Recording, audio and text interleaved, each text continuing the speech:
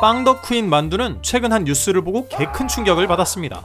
요즘 너도 나도 명장 타이틀을 내건 빵집들이 많이 보입니다. 하지만 까다로운 심사를 거쳐 국가에서 공인한 제과제빵 분야 명장은 전국에 단 17명뿐입니다. 명장 간판을 단 대부분의 빵집들이 사실은 공신력 없는 민간기관에서 발급된 가짜 명장이라는 것. 알고 보니 만두가 자주 가던 단골빵집도 대한민국 명장이 아닌 가짜 명장이었습니다.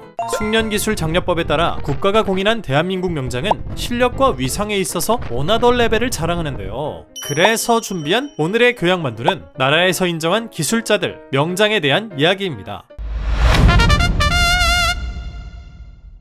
최근 인기리에 종영된 드라마 폭군의 셰프. 극중 여주인공은 우연히 조선으로 타임슬립하여 대령숙수가 되는데요. 대령숙수란 쉽게 말해 조선시대 임금님의 전속 셰프였습니다.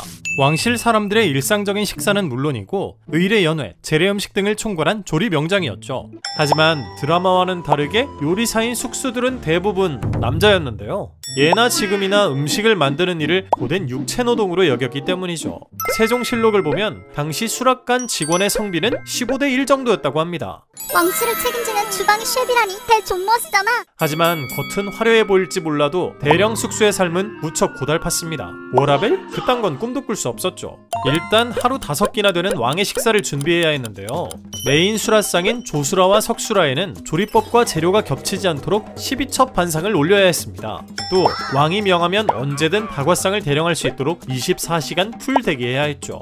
연회라도 열리는 날엔 하루 수천 명분의 음식을 만들어야 했고요. 권력가가 부르면 출장 요리 서비스를 제공하기도 했습니다. 게다가 당시엔 음식이 곧 약이라는 인식이 있어서 조리 실력 외에 기본적인 의학 지식도 필수였죠. 일이 얼마나 빡셌는지 중종된 숙수들이 무단으로 결근을 하는 바람에 문제가 되기도 했습니다. 그런데 만약 내가 만든 음식을 먹고 임금님이 탈이라도 난다? 그럼 단순히 혼나는 수준이 아니라 목숨까지 왔다 갔다 했는데요. 실제로 고종 40년인 1903년 수라상에 올라간 생홍합에 모래가 섞여 있어 왕의 치아가 상하는 일이 발생했습니다. 그러자 신하들은 당시 숙수였던 김원근을 비롯해 관련된 자들을 싹 다 태형에 처해야 한다며 쌩 난리를 치는데요. 다행히 고종이 선처를 해줘서 이들은 단순 유배형에 그쳤다고 하죠. 역시 명장은 아무나 되는 게 아니구나. 조선시대엔 금이나 보석보다 더 귀한 명품이 있었습니다. 바로 백자. 고려시대까지만 해도 푸른빛의 화려한 청자가 인기템이었는데요.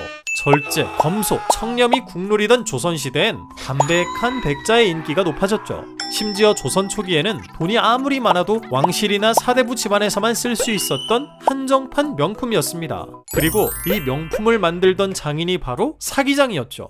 이들은 분원에 모여 각 단계별 분업을 통해 도자기를 제작했는데요. 흙을 그릇 모양으로 빚는 조기장, 이를 다듬고 손질하는 마조장, 가마에 불을 지피는 화장, 그림을 그리는 화청장 등등 각 분야에서 장인 정신을 갈고 닦으며 최고의 백자를 만들어냈죠. 하지만 최고의 기술직이라는 타이틀과는 달리 사기장이 되고 싶어하는 사람은 별로 없었습니다. 왜냐고요? 일이 너무 빡셌으니까요. 도자기 그릇은 너무 잘 깨져서 아무리 많이 만들어도 늘 부족했고요. 노동 강도도 극강이다 보니 중간에 빤스런을 하는 사람도 많았습니다. 이에 기술이 끊어질까봐 염려한 국가에서는 사기장의 자손에게 대대로 가업을 전수받도록 세습을 강제하기도 했죠. 그런데 이렇게 귀하디 귀한 사기장들을 수천 명이나 빼앗긴 사건이 있었습니다. 임진왜란 당시 조선의 도자기에 홀딱 반해버린 일본이 사기장들을 대거 납치해 간 건데요. 이들이 일본에 끌려가 만든 도자기는 유럽으로도 수출되면서 큰 인기를 끌었죠. 오늘날 일본의 아리타 도자기의 시작이 사실은 조선 사기장들의 기술에서 비롯됐다는 이야기도 있습니다. 삼면이 바다인 우리나라는 예로부터 배를 만드는 기술이 남달랐는데요. 그 중에서도 가장 유명한 배라고 하면 단연 이순신 장군의 거북선이 떠오르죠. 그런데 거북선을 이순신이 직접 만든 게 아니라는 사실 알고 계셨나요? 정확히 말하면 이순신 혼자 거북선을 만든 것은 아닙니다. 거북선은 기존 조선의 주력함이었던 판옥선을 개량하여 만든 군함인데요. 이순신 장군이 설계 및 전술적인 아이디어를 제공했다면 그걸 실제로 구현한 건 그의 부하였던 군관 나대웅과 수많은 조선 수군의 기술자들이었습니다.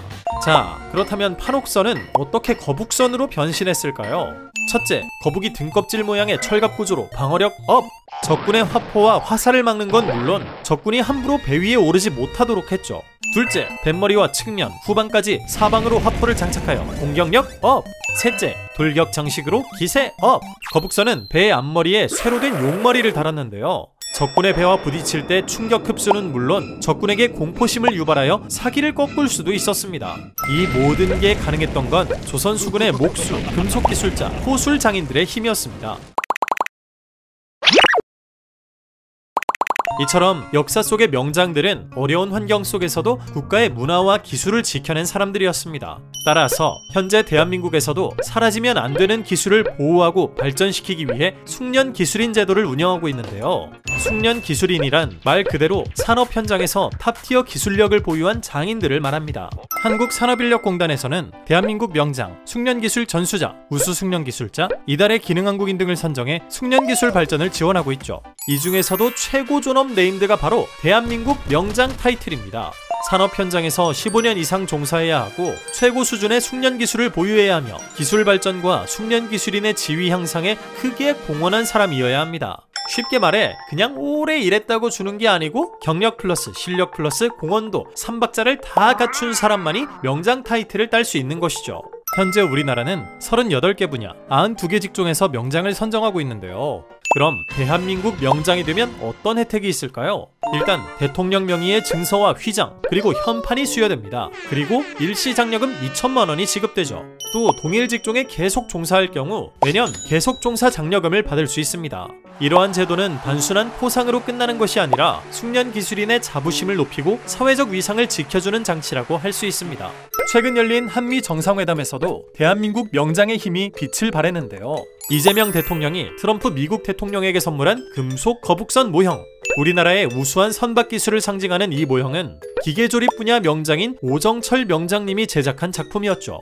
조선의 상징인 거북선과 현대 조선업의 기술력을 결합해 국가 간 협력과 한국 기술의 위상을 담아낸 의미 있는 선물이었습니다.